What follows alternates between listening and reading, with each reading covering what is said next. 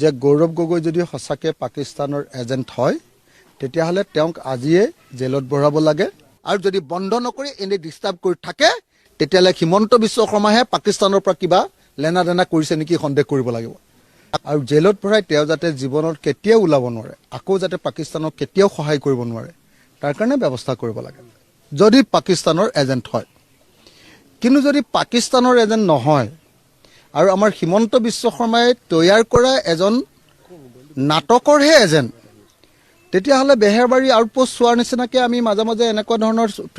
press মিটবিলাকে চাই থাকিম আৰু হয়নে নহয় আপোনালোকে কওক যদি সঁচাকৈ পাকিস্তানৰ এজেণ্ট হয় তেতিয়াহ'লে মই জানো যে আজিৰ পৰা কেতিয়াও গৌৰৱ গগৈ আৰু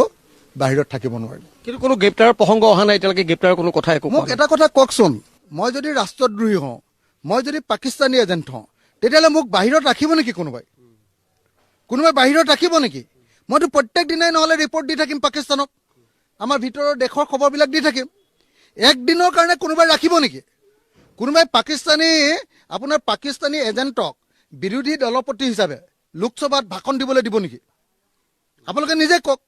তেতিয়াহ'লে মইতো ভাবোঁ যে যদি গৌৰৱ গগৈ পাকিস্তানী এজেণ্ট হয় তেতিয়াহ'লে 1 নম্বৰ কথা আজিয়ে গ্ৰেপ্তাৰ কৰিব লাগিব 2 নম্বৰ কথা তেওঁ সাংসদ পদ কেঞ্চেল হ'ব লাগিব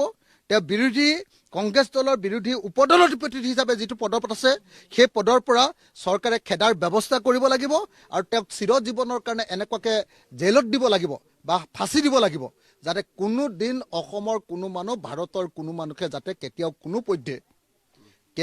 কোনো পধ্যে যাতে এনেকুৱা পাকিস্তানৰ এজেণ্টগিৰি কৰিব নোৱাৰে কিন্তু যদি গ্ৰেপ্তাৰ নকৰে তেতিয়াহ'লে কি বুলি ক'ম আৰে মোক যদি আপুনি গম পালে যে মই পাকিস্তানৰ এজেণ্ট মই পাকিস্তানক খবৰ দি থাকোঁ তেতিয়াহ'লে মোক আৰু এজেণ্টগিৰি কৰিবলৈ সময় দি থাকিব নেকি আপুনি আমাৰ দেশৰচোন চব খবৰেই দি দিব এনেকৈ হয়নে নহয় কওক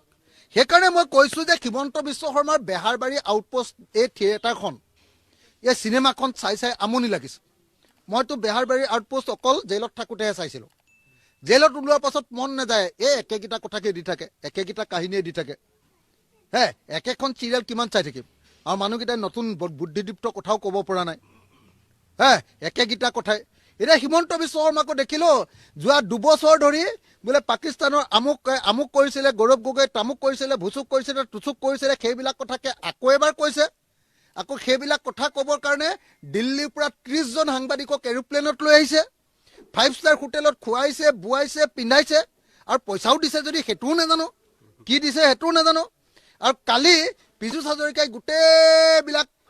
অসমৰ টিভিৰ মালিকবিলাকলৈ ফোন কৰিছে আজি চবতে লাইভ দিব লাগিব বোলে আৰু শুনিছোঁ বোলে পইচাৰ টোপোলা এটাও ভূঞা বুলি ল'ৰা এটাৰ হাতত দি পঠিয়াইছে এইবিলাক কৰি আছে যদি পাকিস্তানৰ এজেণ্ট হয়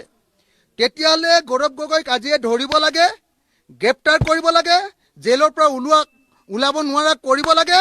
আৰু যদি হয় তেতিয়াহ'লে বেলেগ একো নহ'লেও ৰাজপথত দি দিব লাগে আমি তেওঁক ফাঁচি দি দিম হয়নে নহয় লাইট পোষ্টত আমি ফাঁচি দি দিম আৰু হিমন্ত বিশ্ব শৰ্মাই মই এটা কথা মানে এইবিলাক কথা ভাল নালাগে এনেকুৱা ৰাজনীতিবিলাক ভাল নালাগে যদি পাকিস্তানৰ এজেণ্ট হয় তেওঁক গ্ৰেপ্তাৰ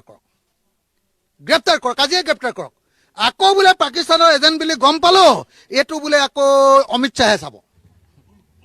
এইটো বোলে আকৌ গৃহ বিভাগে চাব এইটো বোলে NIA চাব আৰে ভাই NIA চোৱাৰ আগতচোন গোটেই পাকিস্তান যোৱা 2 বছৰ ধৰি আকৌ বিধানসভাৰ পৰা সংসদলৈও গৈছে ভাষণো দিছে সংসদৰ আকৌ গৃহ বিভাগৰ কমিটিটো আছে আৰু তাৰপিছত কৈছে যে গৌৰৱ গগৈ পাকিস্তানৰ এজেণ্ট আৰে পাকিস্তানৰ এজেণ্ট এজনক গৃহ বিভাগৰ কি কমিটি সংসদ কমিটিত সোমোৱাই থৈছে বিৰোধী দলৰ উপদলপতি পাতি থৈছে সংসদৰ সাংসদ পাতি থৈছে এইটো পাগলাইহে এনেকুৱা কথা কয় পাগলা মানুহে এনেকুৱা কথা কয় গতিকে সঁচাকৈ যদি গৌৰৱ গগৈ সঁচাকৈ পাকিস্তানৰ এজেণ্ট আজিয়ে ধৰক আজিয়ে গ্ৰেপ্তাৰ কৰক আজিয়ে ফাঁচি দিয়ক আৰু নহ'লে বা আজিয়ে পাকিস্তানলৈ তেওঁক ঘূৰাই পঠিয়াই দিয়ক হয়নে নহয় আমি এনেকুৱা নাটক চাই নাথাকোঁ বেহাৰবাৰী আউটপোষ্ট চোৱাৰ বয়স মোৰ গুচি গ'ল এতিয়া আৰু মই বেহাৰবাৰী আউটপোষ্ট চাব নোৱাৰোঁ